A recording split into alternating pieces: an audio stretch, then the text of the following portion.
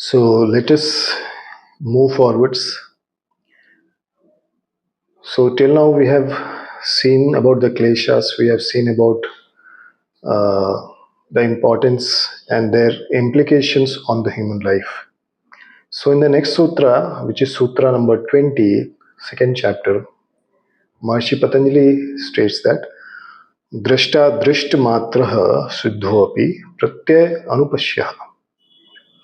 So what he is telling, seer, the seer is pure consciousness and nothing else.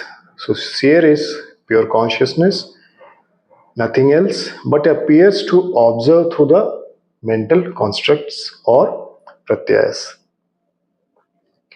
So this sutra elaborates on the nature of drashta. So this sutra basically talks about the exact nature of the drashta or the purusha or the seer. According to Maharishi Patanjali, drashta is the ultimate subject, the pure consciousness that witnesses all the phenomena. So, who is Drashta? Drashta is the Purusha, which is actually witnessing all the phenomena around it. While seer is inherently pure and unaffected, it appears to observe the world through the lens of mind's modification or mental patterns or the pratyayas. So, even though it is pure and it is not affected, it observes the world through the lens of mind's modification, mind's nature, the patterns, the pratyas. So this sutra bridges the concept of purush and prakriti.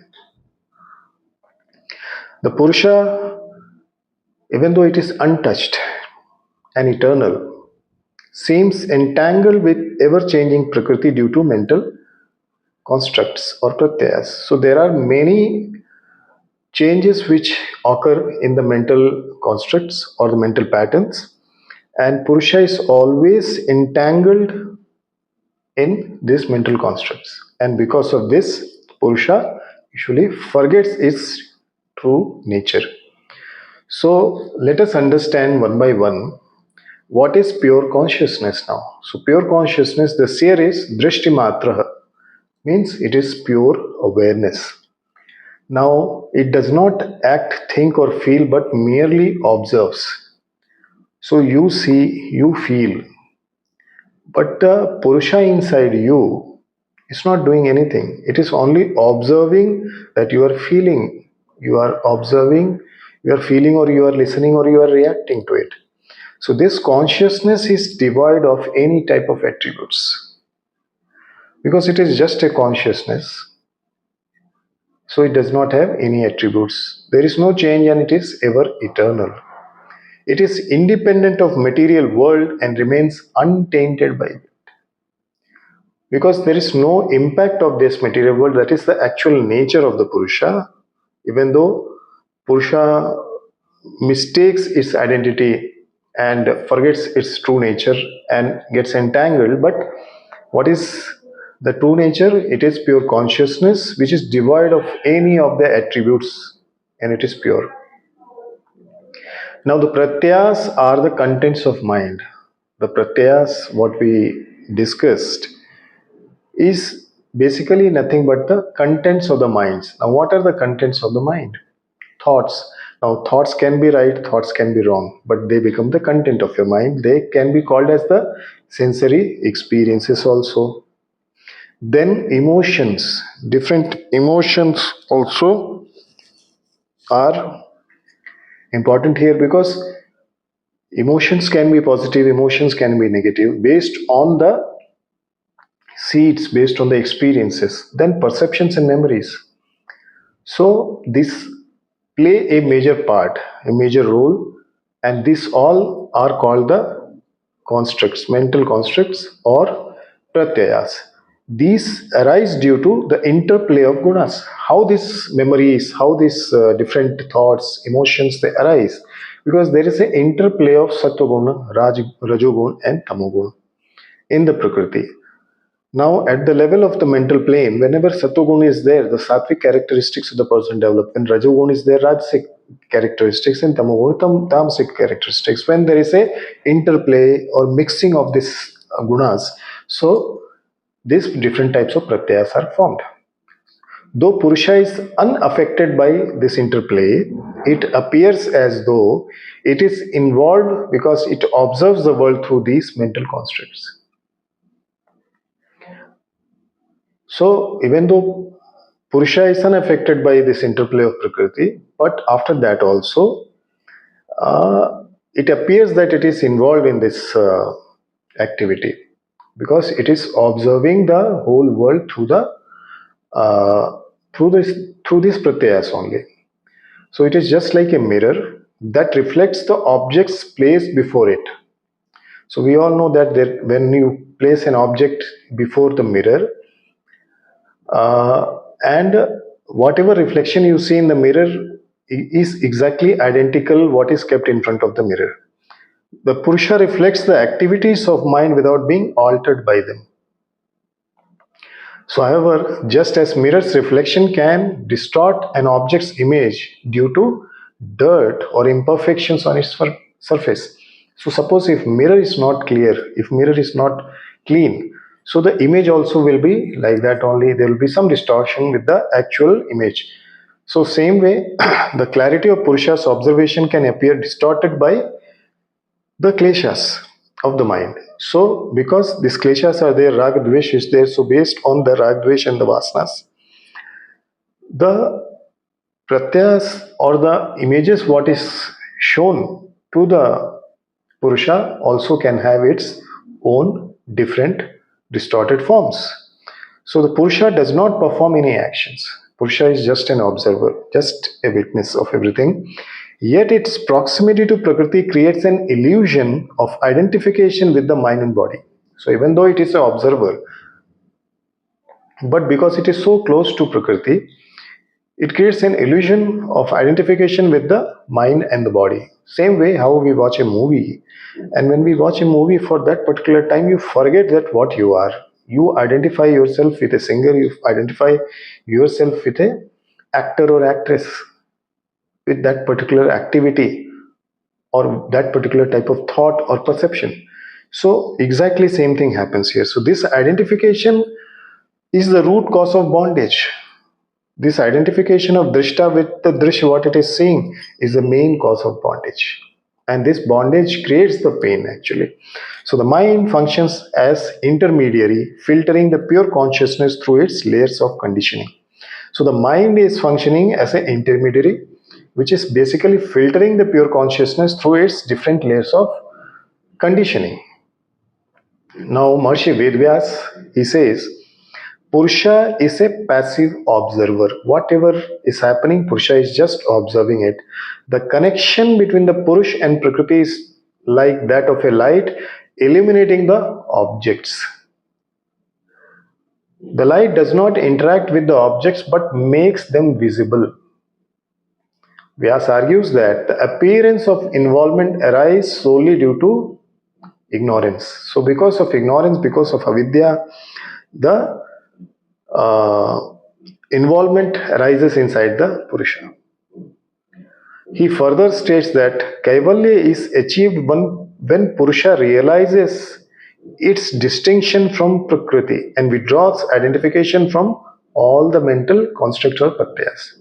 So this realization is not intellectual but experiential, achieved through Vivekyati. So once you have the discriminative knowledge, then only you will be able to identify what is right and what is wrong. And once you are liberated, then only you will be able to realize and you will be able to have a distinction between the Prakriti and the Purusha, and you will be able to withdraw the identification of all the pratyas. Otherwise, it is difficult. Otherwise, it is very difficult because till you are connected with the ragdvesh, attachments and aversions, you will be blind because you will not be able to see the reality. People will tell that they are your best friends. They can do anything for you, but that is all avidya. It is all false. The reality is something different. So a person has to always remember that. Now Shankaracharya reinforces that Purusha's apparent involvement with the Pratyas is due to superimposition of Prakriti's attributes into the Purusha.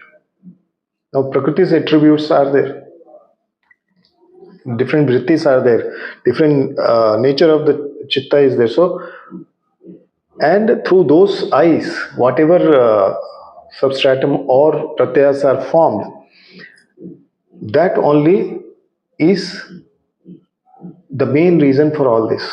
When drishta is united with the drishya and it identifies this is right and this is wrong, why it is right? Because I like it. Why it is wrong? Because I don't like it. Ragdvesh, kleshas again.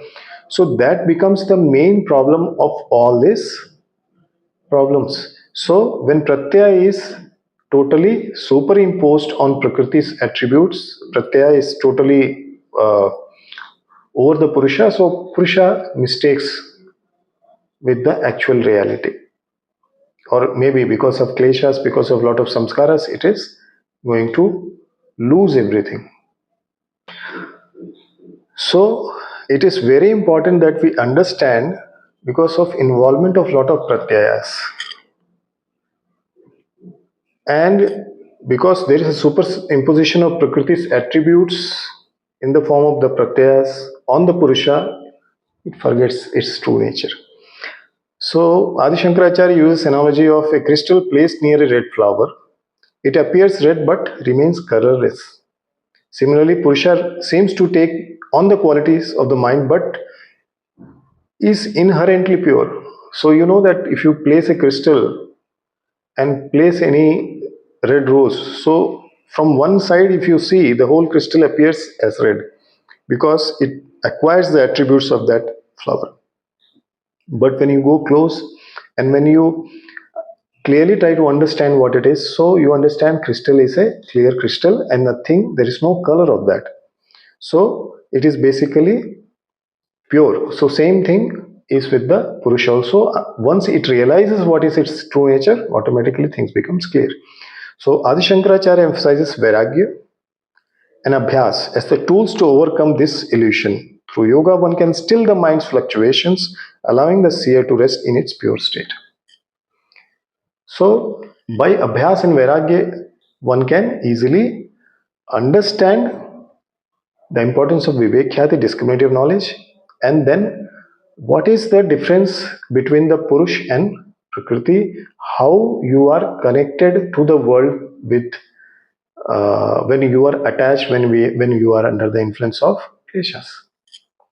So the practice of meditation basically trains the yogi to recognize the distinction between the seer and seen, that is your drishta and drishya. So when you meditate regularly, when you slow down the things, when you start observing the things properly in their purest form, then you are able to make the distinction about the seer and the seen by observing thoughts and emotions without attachment.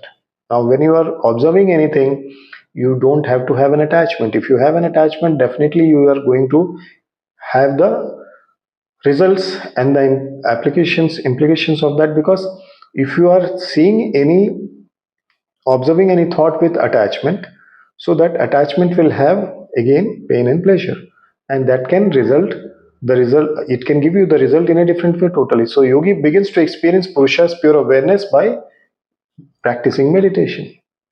Then to see Purusha in its purity, one must transcend the pratyas. So all the pratyas, all the mental constructs needs to be transcended, and this is achieved by practices outlined in Yoga Sutras. And what is explained in Yoga Sutras in second chapter? Ashtanga Yoga. So when you start practicing Ashtanga Yoga, that is Yam Niyam Asan Pranayam Pratyahar Dharana Dhyan Samadhi, so you are able to see the reality.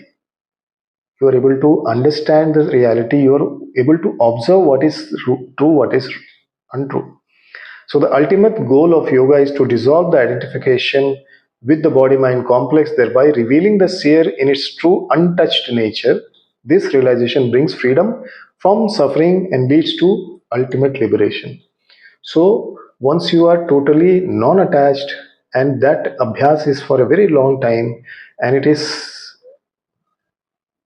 in a state of permanence, so then you are totally detached to the whole world. You are totally away from all the kleshas. You are able to win over your ego and you are liberated, and that is a state of kaivalya.